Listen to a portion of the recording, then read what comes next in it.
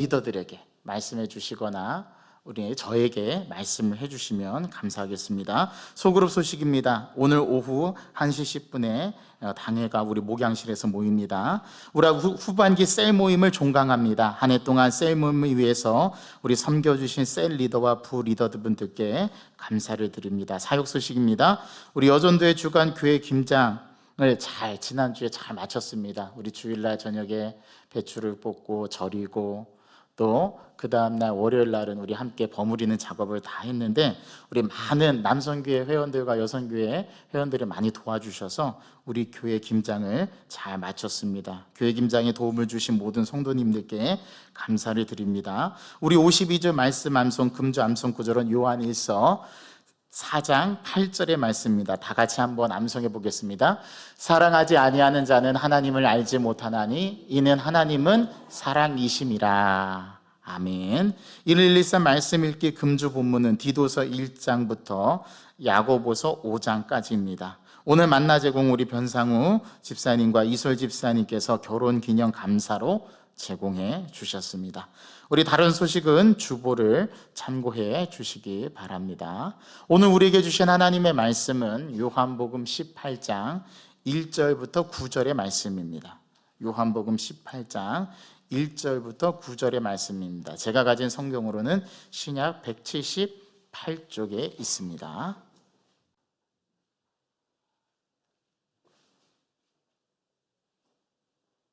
이 하나님의 계시의 말씀을 한 절씩 교독하고 마지막 절은 다 같이 합독하겠습니다. 이제 하나님의 말씀을 봉독합니다. 하나님의 말씀을 경청하십시오.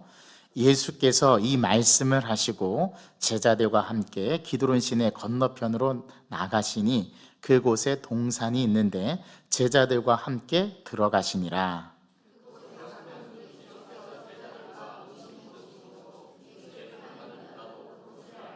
유다가 군대와 대제사장들과 바리새인들에게서 얻은 아랫사람들을 데리고 등과 횃불과 무기를 가지고 그리로 오는지라.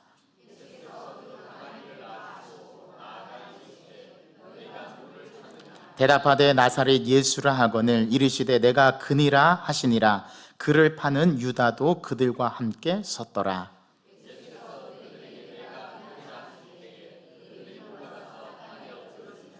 이에 다시 누구를 찾느냐고 물으신데 그들이 말하되 나사렛 예수라 하거늘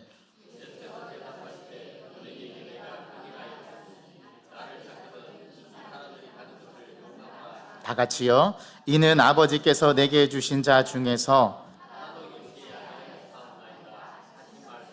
응하게 하려 함이로라.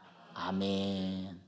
우리 함께 옆 사람 얼굴 바라보면서 이렇게 인사하겠습니다. 사랑합니다. 사랑합니다. 사랑합니다. 네, 감사합니다. 저를 보고 또 사랑합니다 표현해 주셔서. 또 우리 옆 사람과 이렇게 인사하겠습니다. 이번 한 주 기쁨으로 충만하십시오.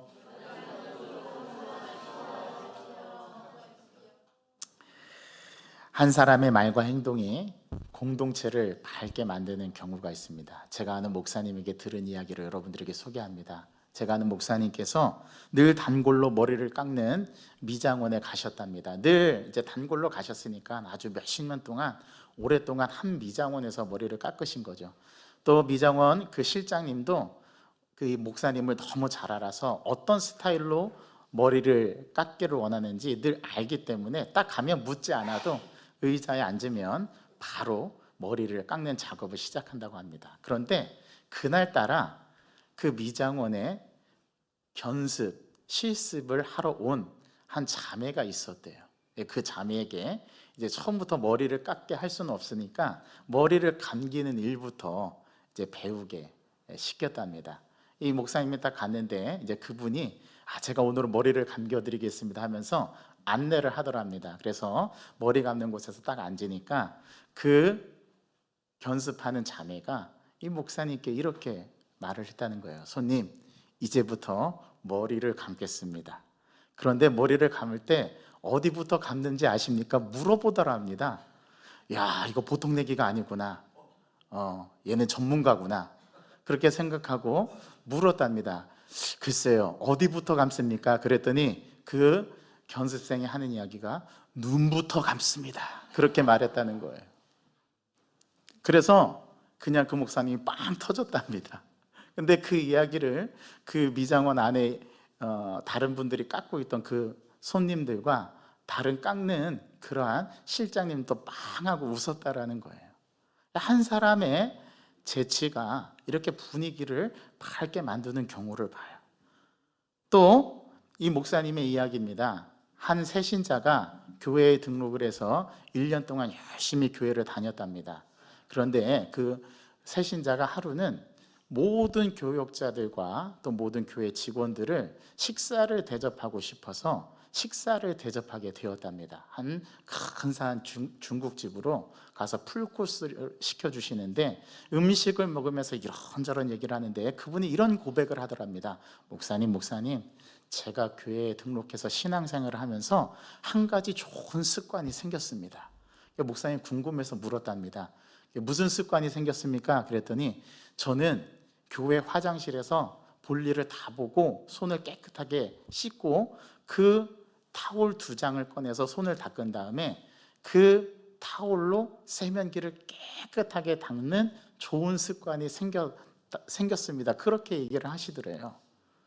그게 뭐 좋은 습관인가 이렇게 생각을 했는데 그 새신자 분의 성도의 이야기를 듣고 화장실만 가면 그분 이야기가 떠오르더랍니다.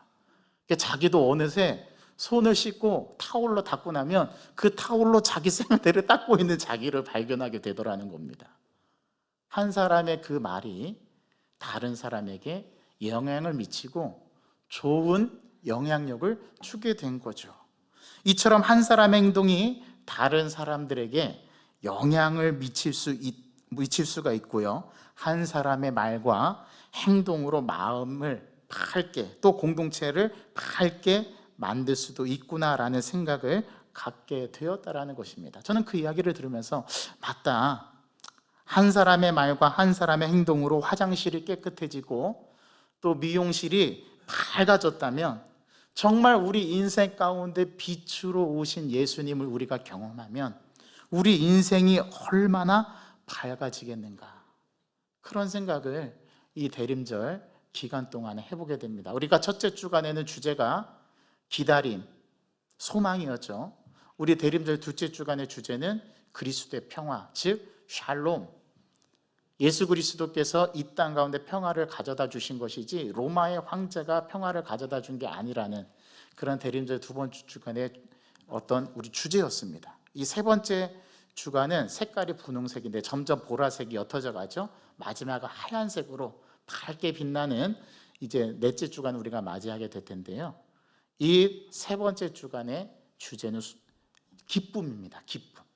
한 주간 동안의 이 기쁨을 우리가 받아 누리기를 간절히 소망합니다. 예수님께서 고별 설교를 마치셨어요. 그렇죠? 14장부터 16장까지 예수님께서 고별 설교를 마치시고 요한복음 17장에서 예수님께서 기도하셨습니다.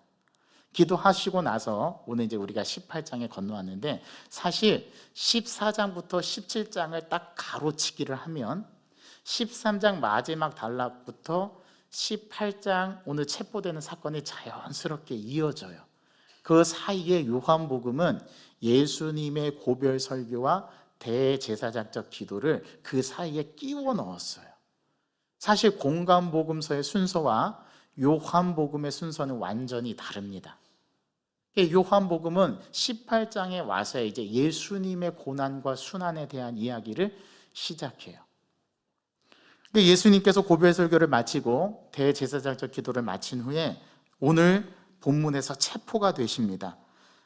오늘 체포되는 그 이야기 중에 우리는 왜 고별 설교와 대제사장적 기도가 그 사이에 끼어 들어갔을까를 생각해 보면 요한에게 있어서 그 내용은 너무나 중요한 예수님의 이야기였거든요. 그래서 다른 복음서에서는 들려주지 않는 예수님의 고별 설교를 14장부터 16장까지 3장에 걸쳐서 예수님의 고별 설교를 담아내고 그 다음에 마지막에는 예수님께서 자신을 위해서 제자들을 위해서 나중에 믿게 될 저와 여러분들을 위해서 이미 기도하신 내용을 소개한 다음에 예수님이 드디어 동산에서 잡히시는 내용이 오늘 본문에 소개됩니다. 이 체포되신 이후로 쭉 예수님의 고난이 시작이 되는데요. 놀랍게도 마태복음, 마가복음, 누가복음도 예수님의 순환에 대한 이야기를 3장 혹은 4장에 걸쳐서 보도를 해요. 그런데 요한복음은 2장으로 끝냅니다. 즉 순환에 초점이 맞춰져 있지 않아요. 특별히 마가복음은 예수님의 순환에 더 많은 초점이 담겨 있고, 마가복음은 특별히 16장까지 있는데 8장까지는 예수님의 이적 이야기로 되어 있고, 그 다음에 9장부터 16장까지는 순환에 대해서 다뤄요. 엄청 길죠. 순환의 이야기가 엄청 길어요. 그런데 요한복음은 딱 2장으로 예수님의 순환을 보도합니다. 왜 그럴까요? 요한복음의 저자의 관심은 예수님의 순환에 초점이 있지 않아요. 이게 요한복음의 신학입니다. 그럼 요한복음의 저자는 어디에 관심이 있을까요? 이미 여러분들에게 지금까지 요한복음을 17장까지 쭉 여러분들에게 설교를 하면서 다 말씀을 드렸어요. 요한복음의 주제는 예수님이 누구인가가 아니라 예수님이 무엇인가에 초점이 있어요. 그 무엇인가에 대한 답으로 요한복음은 7개의 에고 에이미 말씀, 나는 무엇이다 라는 정의가 담긴 문장을 7번이나 진술해요. 기억나십니까? 예수님께서 처음으로 뭐라고 얘기하셨죠? 나는 생명의 떡이다. 그 다음에 나는 세상의 빛이다. 나는 양의 문이다. 나는 선한 목자다. 나는 부활이요 생명이다. 나는 길이요 진리요 생명이다. 마지막 하나, 나는 참 포도나무다. 이렇게 에고 에미, 자기가 무엇인지를 정의하는 말씀을 7개를 담아내요. 이게 요한복음의 주제입니다. 그래서 마태복음, 마가복음, 누가복음은 예수님이 누구신가에 대한 초점이 있다면, 요한복음은 그걸 한 단계 뛰어넘어서 누구인가가 중요한 게 아니라 그분이 나에게 무엇인가가 중요하다는 거예요. 즉 존재됨, 예수님의 신성과 예수님의 인성을 확실하게 말하는, 참 인간이면서 참 신인 이 예수님에 대해서, 그 존재에 대해서 무엇이라고 규정해요. 누구, 후가 아니에요. 무엇, what으로 요한복음 저자는 밝힙니다. 그래서 요한복음을 잘 읽어보면 예수님의 순환 이야기가 다른 복음서와 다르다는 것을 발견하게 돼요. 특별히 공관복음서는 요한복음서에서 말하는 예수님과 고난당하는 모습이 사뭇 다릅니다.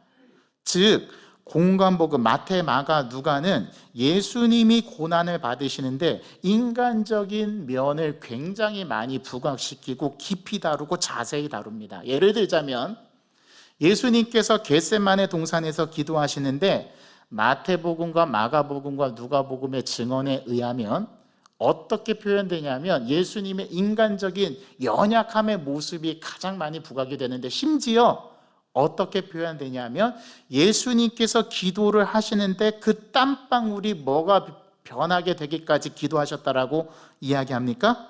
핏방울이 되기까지, 변하기까지 기도했다라고 보도합니다. 마태, 마가, 누가복음에는 언급되어 있는데 요한복음에는 이 내용이 나오지가 않아요. 또 보십시오. 예수님이 제자들에게 내 마음이 심히 고민해서 죽게 되었다, 겟세마네 동산에서 그렇게 자기 자신의 죽게 됨을, 죽음을 앞두고 두려워하고 떨며 내가 지나갈 수 있거든 이 고통을 지나가게 해 주시옵소서라고 예수님께서 기도하실 만큼 자기의 죽음에 대한 두려움을 하나님, 성부 하나님 앞에 기도하는 모습이 마태복음, 마가복음, 누가복음에는 나와요. 그런데 요한복음에는 나오지 않습니다. 보십시오. 예수님께서 십자가상에서 하나님이여 하나님이여 어찌하여 나를 버리셨나이까, 엘리 엘리 라마 사박단이라는 말씀도 마태복음과 마가복음에는 나오는데 요한복음에는 나오지 않아요. 이러한 사실을 통해서 우리는 좀 이상하다는 점을 발견해야 하는데요. 사실 우리 예수님 돌아가실 때 정말 그분이 하나님의 아들이라면 당당해야 되는 것 아닙니까? 그 죽음 앞에 두려워 떨며 연약한 모습으로 비춰지는 이러한 모습들은 좀 어울리지 않는 것 아닙니까? 그렇다면 마태복음과 마가복음과 누가복음이 말하는 예수님의 이 모습은 좀 나약한 모습이 아닙니까? 우리 예수님 하나님의 아들이시라면서요. 그러면 당당하고 권위 있게 이 고난과 순환도 그렇게 그려내야 하지 않습니까? 맞습니다. 그래서 요한복음은 그렇게 그려내요. 예수님께서 영광스러운 하나님의 아들, 아니요, 그걸 넘어서서 예수님이 누구라고요? 하나님이시라고요. 그렇게 말하는 복음서가 요한복음이에요. 하나님의 아들이면 좀 당당해야 되는데 마태복음, 마가복음, 누가복음은 너무나 연약하고 초라하게 죽어가는 십자가에서의 예수님을 그려내요. 그 모습이 필요하지 않다라는 말이 아닙니다. 제가 말씀드리고 싶은 거는 오늘 요한복음이 우리에게 들려주고자 하는 예수님은 어떤 모습이냐 이거예요. 우리가 잘 아는 이순신 장군이 그런 말을 했다고 하지 않습니까? 나의 죽음을 적들에게 알리지 말라. 아주 죽을 때도 당당하게 말하면서 죽어요. 안중근 의사의 어머니는 그 아들이 옥에 갇혔을 때 친필로 편지를 썼다고 합니다. 아들아, 일본 사람들에게 너의 목숨을 구걸하지 말아라. 너는 당당하게 감옥에서 죽어라. 아들에게 그런 편지를 썼대요. 알고 계셨습니까? 안중근 의사가 그렇게 어머니의 편지를 받았다고 합니다. 얼마나 당당합니까? 그런데 우리 예수님은 고난을 받으시는 너무나도 비참하고 연약한 모습이 공관복음서에 기록되어 있는데 요한복음은 이 모습을 한 단계 더 승화시켜서 그 순환과 고통당하시는 예수님의 모습을 영광으로 묘사해요. 오늘 그걸 보여주는데요. 오늘 이 본문이 그걸 보여주는데요. 어디서 보여주는가가 아주 중요합니다. 요한복음에 나타나는 예수님은 너무 당당해요. 요한복음에서 예수님께서 겟세마네 동산에서 기도하는 장면도 아예 없습니다. 오늘 동산에 가셨다고 했죠. 그 동산이 공관복음에서 말하는 겟세마네 동산은 맞아요. 기도로 시냇가를 건너가면 감람산이 있고요. 그 감람산에 겟세마네 동산이 있거든요. 그러니까 오늘 요한복음이 똑같은 배경을 두고 서로 다르게 예수님의 사건을 이야기합니다. 즉 이렇게 생각하시면 돼요. 여러분들이 정면에서 저를 보는 모습과 측면에서 우리 찬양대가 저를 보는 모습은 사뭇 다르겠죠. 정면으로 보는 분들은 유구현 목사님은 이목구비가 저렇게 생겼구나라고 단번에 알아볼 겁니다. 그런데 옆모습만 바라본 사람들은 정면으로 바라본 사람들과 전혀 다르게 서술할 수밖에 없어요. 맞죠? 요한복음의 관심은 순환당하는 예수님이 아니라 승리하시는 예수님, 영광 받으시는 예수님으로 순환을 그려내요. 오늘 이 순환당하시는 예수님이 어떻게 승리하시고 어떻게 영광을 받으시는가, 그걸 보면 그 예수님을 따르는 저와 여러분들의 삶 속에서도 이 승리와 영광이 우리들의 삶에서 이루어진다라는 사실을 우리는 깨닫게 될 수 있다라는 겁니다. 그래서 요한복음이 이렇게 기록해 놓았던 것입니다.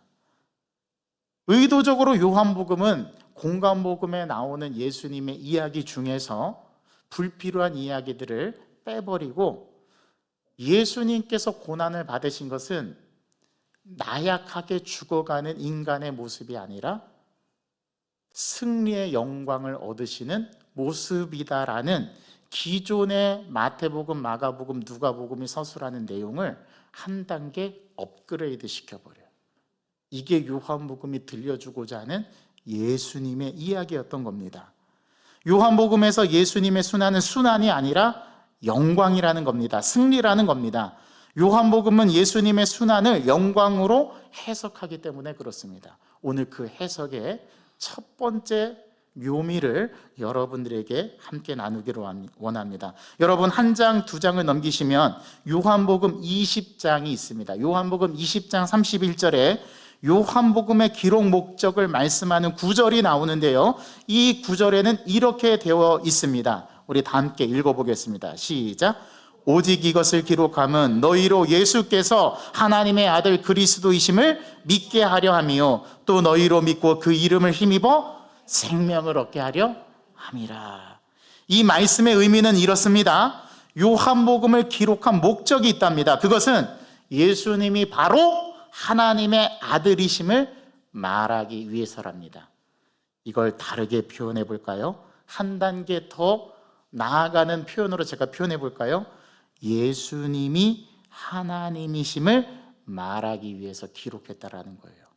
그리고 그분이 뭘 주신다고요? 우리에게 생명을 주셔서 우리가 생명을 얻게 하려고 이 요한복음을 기록했다라는 겁니다. 완전히 다르죠. 완전히 다름을 우리는 느낄 수 있어야 합니다. 사랑하는 성도 여러분, 한번 생각해 보세요. 예수님이 하나님이심을 강조하려면 어떻게 해야 할까요? 요한복음의 관심은 이거예요. 그래서 예수님을 누구, 후가 아닌 무엇, 왓으로 표현하는 겁니다. 예수님은 도대체 우리에게, 우리 인생에 어떤 의미냐, 무엇이냐라는 거예요. 예수 믿으면 밥을 주냐? 예, 밥을 줍니다. 영생의 양식을 주죠. 생명을 줘요. 삶을 줘요. 우리의 인생을 재조명해요. 우리의 인생이 나약하게 끝나는 존재가 아니라는 거예요. 반드시 우리 인생을 승리하게 하시고 우리를 이끌어 가시는 하나님을 만나게 된다라는 것을 요한복음은 말하고 싶었던 거예요. 바로 그것이 요한복음이 서술하는 방식입니다. 어떻게 서술합니까? 하나님의 능력, 하나님의 하나님 되심을 드러내요. 또 그 반대편에 어떻게 요한복음이 이걸 드러내냐 하면은요, 표적을 통해서 하나님이 무엇인가를 밝혀요. 하나님이 누구신가를 밝혀요. 그리고 그 하나님께서 어떻게 인간 역사에 오셨는가를 밝혀요. 그게 요한복음 1장입니다. 말씀이 육신이 되어 우리 가운데 거하심에 우리가 그의 영광을 보니 아버지의 독생자의 영광이요 은혜와 진리가 충만하더라. 어떻게 그 신이 인간이 되셨는가? 이 주제가 대림절의 주제이기도 합니다. 우리가 이 성탄의 즐거움, 기쁨을 맛보기 위해서 우리가 계속 매 주마다 묵상하고 있는 주제이기도 합니다. 왜 하나님은 인간이 되셨나? 너무 철학적인 질문입니까? 아닙니다. 삶에서 느낄 수 있고 경험할 수 있는 거예요.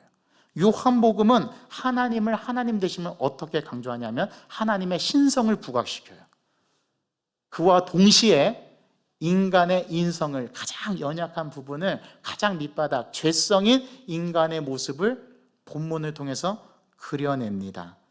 즉 예수님이 누구신지를 말하고 무엇인지를 말하고 그 표적을 보여주시죠. 그런 다음 그 반대편에 서 있는 인간들과 사람들과 제자들의 무력함과 죄성과 타락감을 동시에 설명합니다. 완전 극과 극이죠. 예수님의 가장 높으신 신성과 예수님의 인간의 가장 나약한 모습을, 이 극단성을, 두 개의 극단성을 스펙트럼처럼 보여주면서 예수님이 무엇인가를 드러내요. 이게 요한복음이 설명하는 방식이에요. 제가 설명해 볼까요? 어떻게 그 방식이 드러나는지. 예수님께서 신적인 권위를 드러내시죠. 물로 포도주를 만드십니다. 이건 불가능한 거죠. 화학적으로 일어날 수 있는 없는 일이에요. 왕의 신하를 고치십니다. 이게 두 번째 표적이죠. 무리를 걸으세요. 빈들에서 굶주린 백성들을 오병의 기적으로 먹이시죠. 날 때부터 맹인된 자를 눈을 뜨게 하셔요. 죽은 나사로를, 죽은 사람을 살려내셔요. 누구만이 하실 수 있어요? 신만이 하실 수 있는 일. 그거를 상위에 쭉 보여줘요. 이게 요한복음이 서술하는 방식이에요. 그리고 가장 밑바닥 인간의 나약함과 인간의 무력함과 죄성을 과감하게 나타내는데요. 어떻게 나타내는지 아십니까?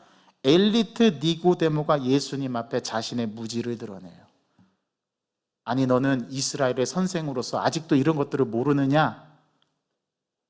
예수님보다 몰라요. 예수님은 전문적인 교육을 받아보셨나요? 아니요. 사내들인 공회원이었던 니고데모가 밤중에 찾아와 예수님께 묻습니다. 묻는 거는 제자가 스승에게 묻지 스승이 제자에게 묻지는 않아요. 인간의 무지함을 완전히 니고데모를 박살내면서 드러내줍니다. 거듭남에 대해서 말하는데 거듭남을 알아듣지를 못해요. 누가요? 니고데모가. 사마리아 여인은 어떻죠? 사마리아 여인은 자신의 과거의 깊은 치부를 예수님께서 과감없이 드러내세요. 네 남편이 다섯이 있다라는 말이 맞다. 지금 있는 남편도 네 남편이 아니다. 그랬더니 그 여인이 당신은 선지자입니까? 당신은 구주시네요. 당신은 메시아가 맞군요 라고 고백합니다. 인간의 가장 어두운 면을 예수님께서 드러내셔요. 이뿐입니까? 여러분, 현장에서 가늠하다 잡힌 여인은 자신의 가장 은밀한 부분이 죄악이 드러나는 현장에서 잡혀서 끌고 왔어요. 온 맵시는 잘 다무지게 여미고 왔는지 성경은 나타내 주지 않지만 현장에서 가늠하다 잡혔다니까요. 인간의 가장 어두움에 있었던 한 여인의 인생을 완전히 커밍아웃 시켜가지고 사람들에게 노골적으로 폭로합니다. 이게 요한복음이 예수님이 무엇인지를 드러내는 방식이에요. 하나님의 하나님 되심을 말할 뿐만 아니라 인간의 가장 연약하고 죄성, 무기력함, 무지함을 드러내면서 요한복음 예수님이 누구신가를, 무엇인가를 우리에게 말씀하시고 있다라는 이야기입니다. 하나님이 얼마나 크신 분인지, 예수님이 무엇인지를 요한복음은 7개의 에고에이미 말씀, 7개의 에고에이미 말씀을 통해서도 우리에게 가르쳐 주죠. 왜냐하면 그래야만 은혜의 복음이 오롯이 드러나기 때문입니다. 요한복음의 이런 방식은 우리들의 삶의 방식과도 똑같아요. 저는 초등학교 6년, 전 국민학교 세대거든요. 국민학교 6년, 중학교 3년 동안 한 번도 1번에서 3번을 놓친 적이 없습니다. 재수없다라는 표정으로 저를 바라보시는데요. 제가 말하는 거는 성적이 아니라 키입니다. 키. 저는 키가 커가지고 항상 키 번호 순서에서 1번하고 3번은 항상 제 차지였어요. 그런데 제가 키가 커서인지 항상 저를 좋아하는 친구들은, 저와 친하게 지내려고 했던 친구들은 항상 키가 작은 아이들이었어요. 왜 그럴까요? 키가 작은 아이가 키 큰 아이들을 데리고 다니면 무시하지 못하거든요. 저는 그 친구들이 제가 좋아서 저를 데리고 다니는 줄 알았어요. 근데 알고 보니까 키 큰 애 한번 보드가드 딱 세워야지 다른 친구들이 자기를 못 괴롭히니까. 나중에 그 사실을 알고 제가 마음이 많이 상했어요. 근데 제가 생각을 바꿨어요. 어떻게 바꿨냐면, 내가 키가 크기 때문에 저 아이에게는 내가 보디가드 역할을 하지만, 반대로 생각하니까 제가 키 작은 아이들을 데리고 다니니까 제 키가 더 커 보이는 거 있죠. 이게 대비의 법칙입니다. 요한복음은 예수님의 신성에 대한 극단성을 말하고요, 인간의 가장 연약한 극단성을 말해요. 이 방식을 통해서 요한복음 저자는 예수님이 누구신가를 우리에게 말해줍니다. 오늘 본문에도 그러한 예수님의 복음이 오롯이 드러납니다. 오늘 본문은 예수님께서 체포당하시는 장면이 소개됩니다. 마태, 마가, 누가복음에서는 그 장소가 겟세마네 동산이라고 나오는데, 요한복음은 겟세마네라는 그 말이 언급되지 않아요. 그저 동산이라고 말합니다. 다만 예수님께서 당당하게 자신을 드러내는 장면만이 부각됩니다. 오늘 본문에 보면 예수님이 얼마나 당당하시는지 아세요? 여러분 한번 느껴보시죠. 예수님을 잡으려 군대가 동원했어요. 여기서 군대라는 말의 헬라어 원어는, 그리스어는 스페이라라는 단어가 쓰였는데, 이 스페이라라는 단어는 그 당시에 로마의 한 부대를 말하는데 그 한 부대는 보통 몇 명의 군사들로 이루어져 있냐면 600명입니다. 그러면 예수님 한 명 잡으려고 지금 몇 명이 동원된 거예요?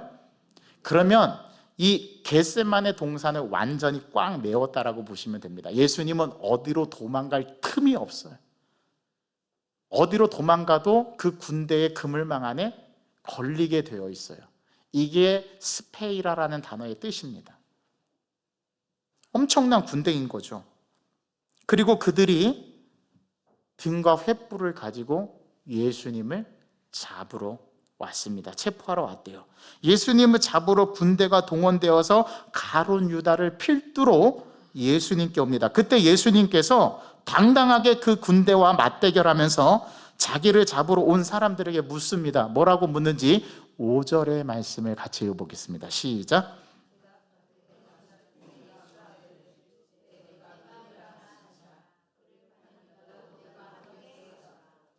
그때 예수님이 뭐라고 묻습니까? 너희가 누구를 찾느냐? 이때 5절은 그렇게 말씀합니다. 그리고 6절에 예수님의 그 묻는 대답에 군대들이 나사렛 예수를 찾는다라고 얘기하니까 예수님 뭐라고 얘기해요? 내가 그니라. 따라해 봅시다. 내가 그니라.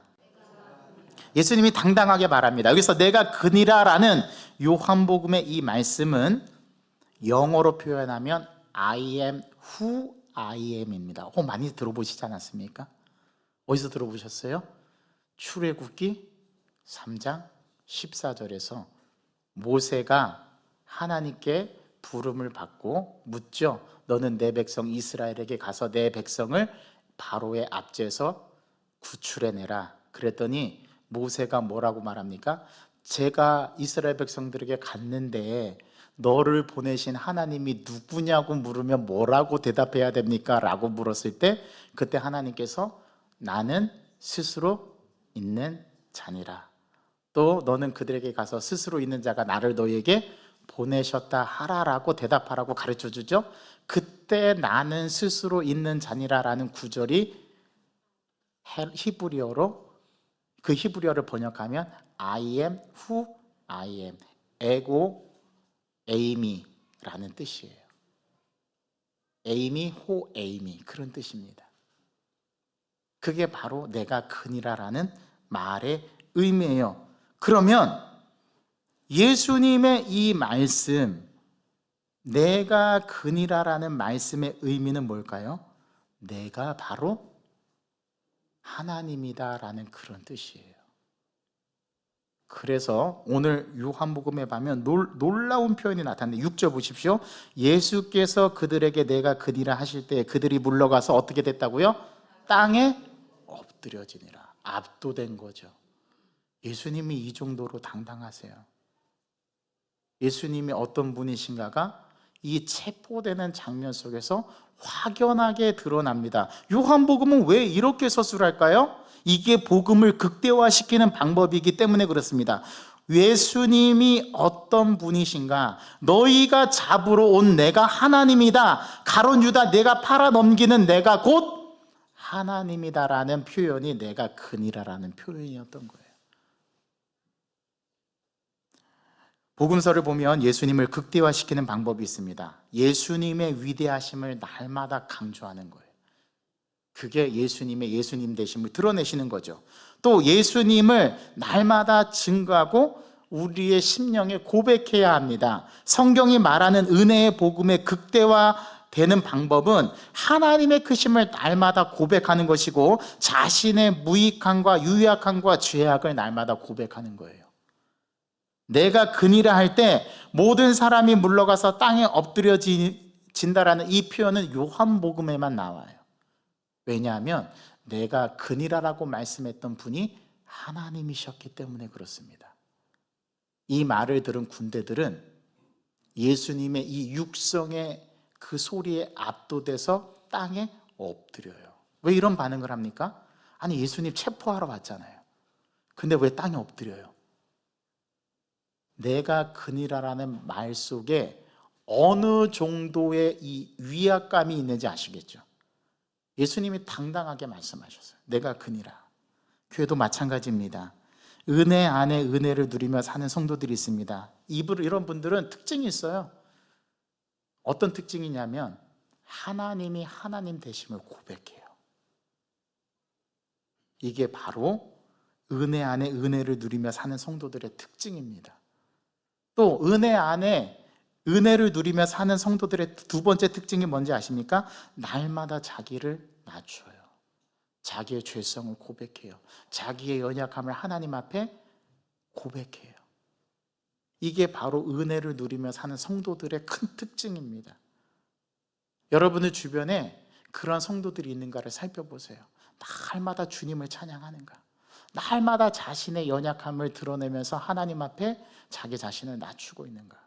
그렇다면 그분은 진짜 은혜를 누리며 사는 사람인 줄 믿습니다.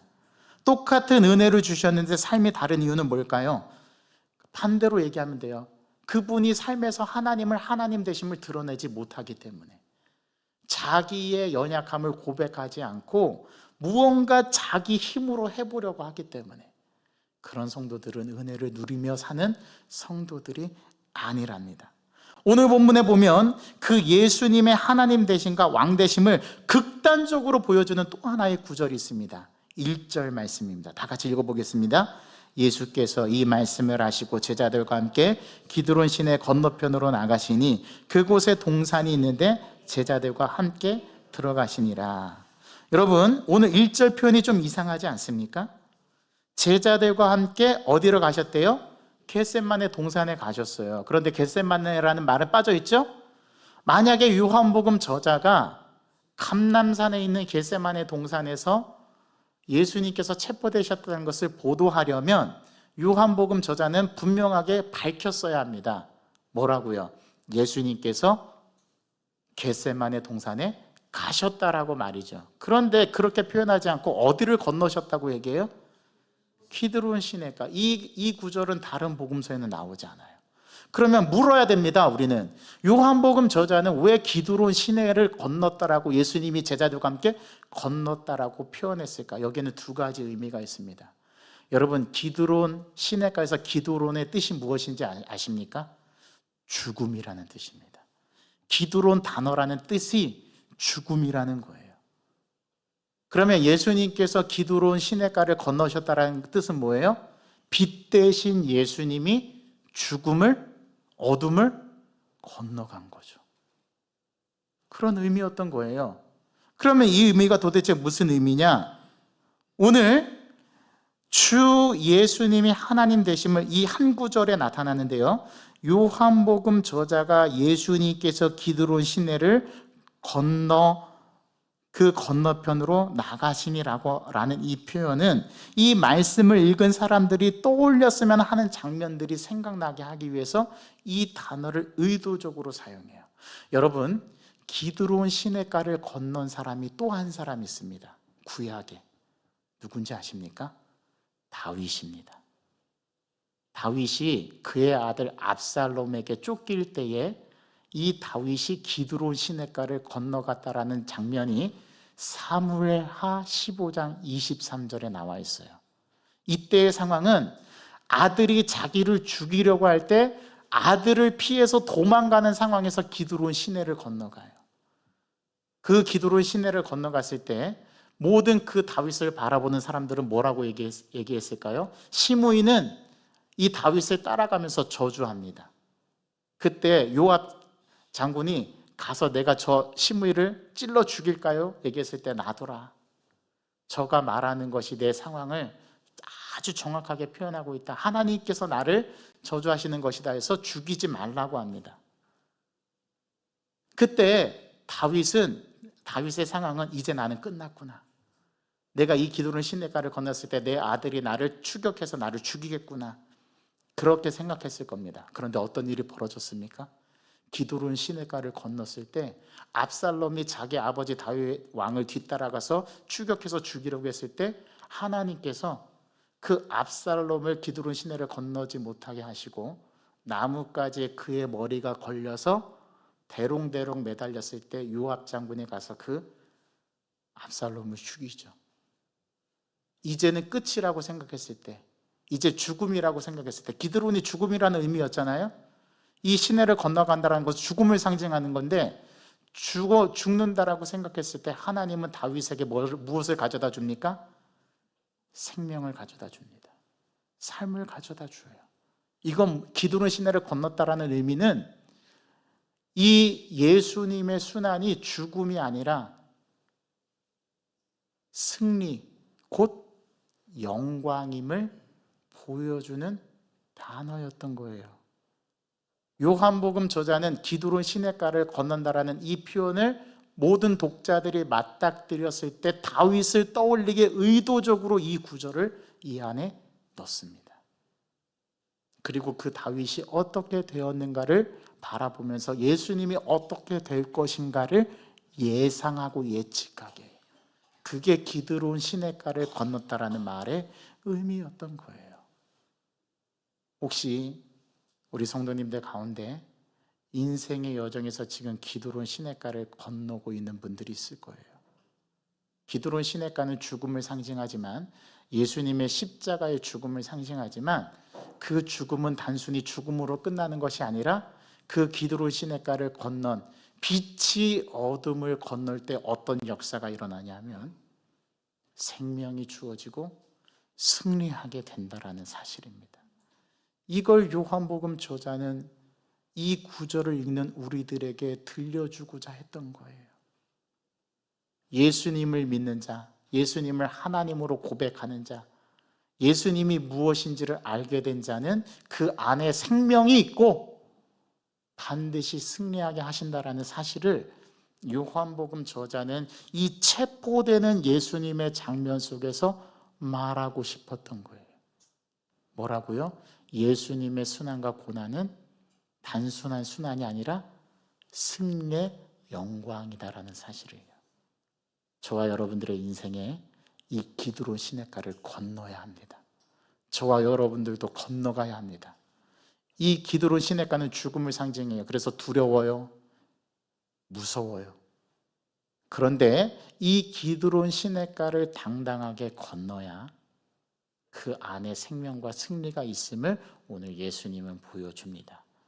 이 삶을 살아내라고 오늘 우리들에게 말씀하시는 거예요.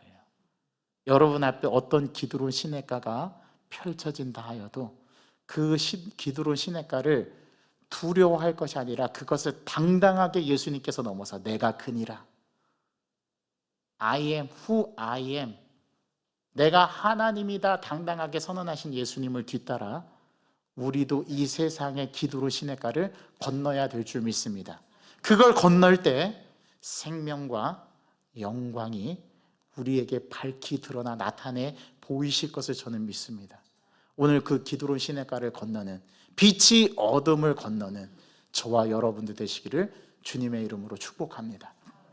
하나님, 오늘 예수님께서 체포되시는 이 장면은 단순한 장면이 아니라 예수님이 무엇인가를 드러내고, 즉 예수님의 하나님 대신에 신성의 극단성을 보여주고 죽음을 건너야 하는 인간의 두려움과 연약함의 극단성을 보여주면서 오늘 이 대림절 셋째 주간을 맞이하는 우리가 우리 인생에 놓여진 기드론 시냇가를 어떻게 건너야 할지를 예수님은 우리에게 보여주셨습니다. 그리고 예수님이 무엇인가를 요한복음은 우리에게 깨우쳐 줍니다. 우리 인생에 기드론 시냇가가 있을지라도 우리가 당당하게 여기에 맞서서 내가 그니라 라고 말씀하셨을 때 온 군대와 예수님을 잡으려고 왔던 대제사장들과 모든 무리들이 그 앞에 엎드려져서 주님 앞에 엎드려 고백했던 것처럼 우리의 삶 속에 이 기드론 시냇가를 건널 때 우리도 당당하게 주님 앞에 승리와 생명을 얻는 놀라운 주님의 백성으로 살아가게 한 주간도 저희들을 붙들어 주옵소서. 한 주간 우리는 기드론 시냇가를 만나게 될 것입니다. 이것을 당당하게 두 발로 건너서 어둠이 있는 이곳에 빛이 건널 때 일어나는 역사가 무엇인가를 우리들의 삶에서 경험토록 주님 도와주옵소서. 예수 그리스도의 이름으로 감사하며 기도하옵나이다. 아멘. 우리 다 같이 자리에